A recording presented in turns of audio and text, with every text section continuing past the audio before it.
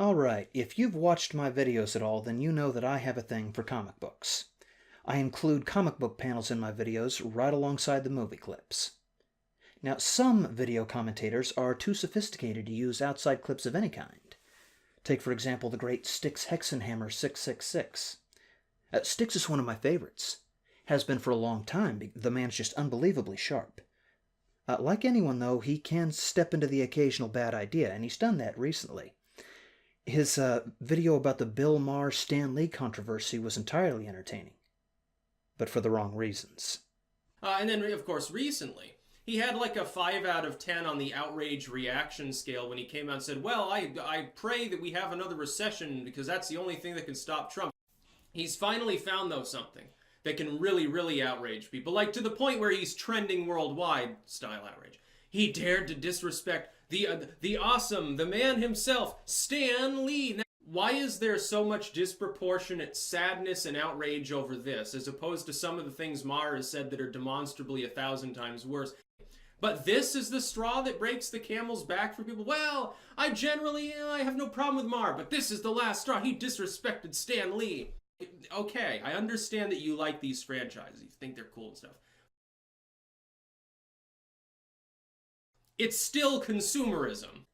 This is the line that really got me. Oh my god. He's talking about how comics are not earth-shattering and world-changing. Well, he's right. They're not. They're not as important as like some public policy that affects everyone in the world. Yeah, people should be concerned with public policy. Not those silly comic books. People should just grow up.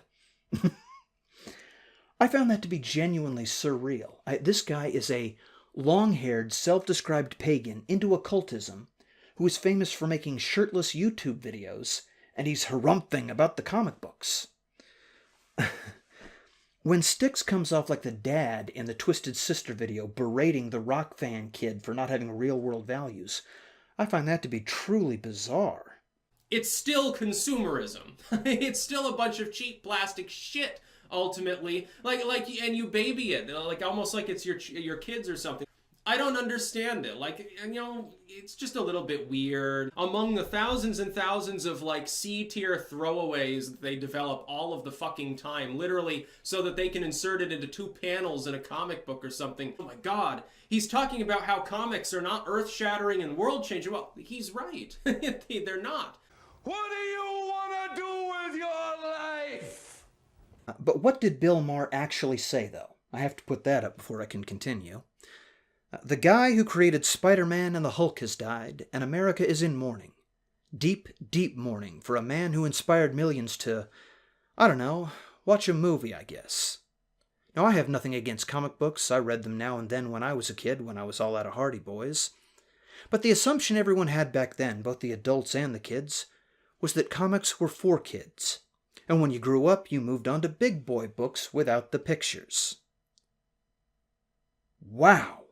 What an asshole. He got the predictable reaction from comic book fans, but somehow Styx doesn't see why people were so offended. Let me go with the first reason, the most common sense reason people might be that upset. Might have something to do with the timing of it. Stan Lee just died. If Bill Maher had gone on this rant a year ago, then I guarantee you even most comic book fans they might have been annoyed, but they still would have thought, what a dork, and then they'd have moved on with their lives. Bill Maher didn't say this a year ago. Bill Maher went on this rant right after the death of Stan Lee. He came out on TV and publicly announced that his opinion is, this person who's died, fuck him, fuck his work, and fuck everyone who cares about it. I think people have a reason to be offended.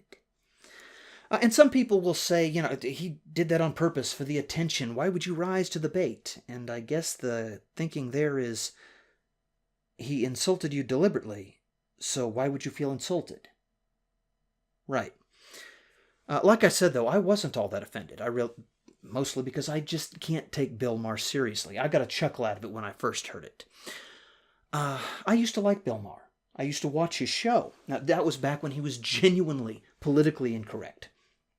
He hadn't been like that for a long time. He's not a rebel badass anymore. He had the audacity to drop the forbidden word on his show.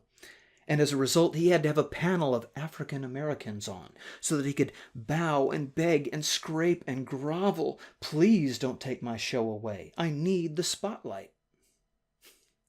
When someone that craven makes fun of the things that I love, I can't say that I'm really all that bothered, especially this time. Bill Maher is so mature that he can look down on comic books. I guess that makes some sort of sense. I mean, Bill Maher is concerned with important things like current events and politics. He showcases these things on his program by talking to people like Piers Morgan, John Waters, and Jim Jeffries, or Jim Carrey, or Rob Reiner, or the guy from Adam Ruins Everything, or Sarah Silverman. Was it always like this? Oh, let's see. Let's look at an episode of Politically Correct, the old show that was canceled. And we have on his panel Marilyn Manson and Pam Anderson. This is a guy who makes his living by using pop culture stars to sell serious issues. So when this groveling shitheel makes a claim of cultural maturity, I'm more entertained than offended. Stan Lee inspired people to, I don't know, watch a movie, I guess. Says the guy who is always seated next to a director or a movie star. And listen to some of the stupid shit that they say. Check this out, man. I went out today and bought me some Nikes. Oh, yeah. Some freedom-friendly Nikes. Yeah, that's right. That's right. As a salute to Colin Kaepernick, to Nike, congratulations on your fantastic choice. You say, he hasn't done this, he hasn't done that, he's not going to do all these things. Give him a fucking chance, mate. And you know what I mean? Why not? Hitler didn't kill the Jews on the first day. He worked up to it. In a time, Bill, where anti-Semitic crime is up 57% since this douchebag has taken office, it is not lost on me that I am very lucky that I get a star and I don't have to sew it on my clothes. Oh. No, you didn't. I did. Yeah.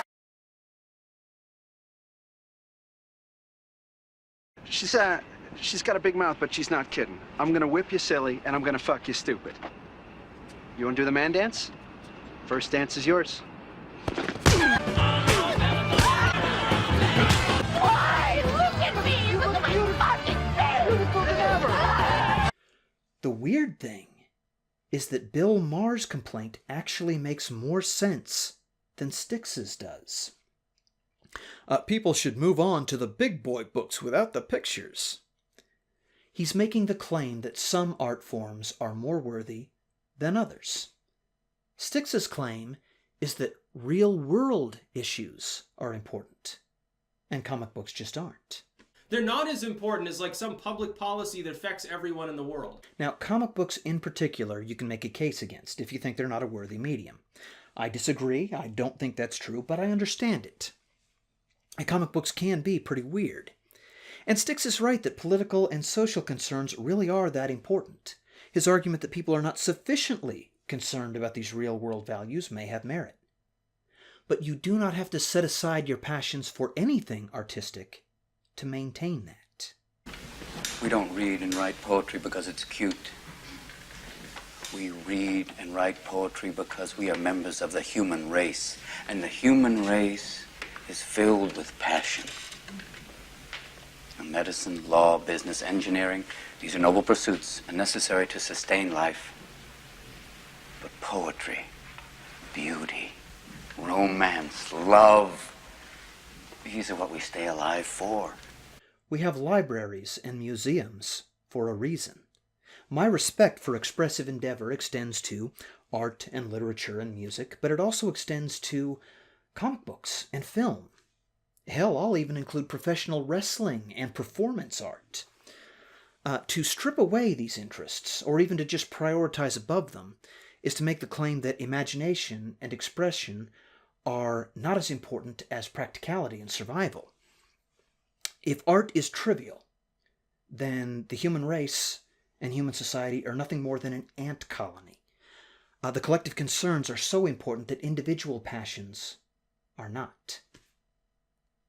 What would I think of someone who believed that? Now, I don't think Styx really does believe that, mind you. I think he was just annoyed that people weren't sufficiently pissed off about Bill Maher's recession comments. But one thing has nothing to do with the other. Besides that, in the end, groveling shitheel Bill Maher has no power to bring on an economic recession. But he does have the power to insult a form of storytelling and the people who love it.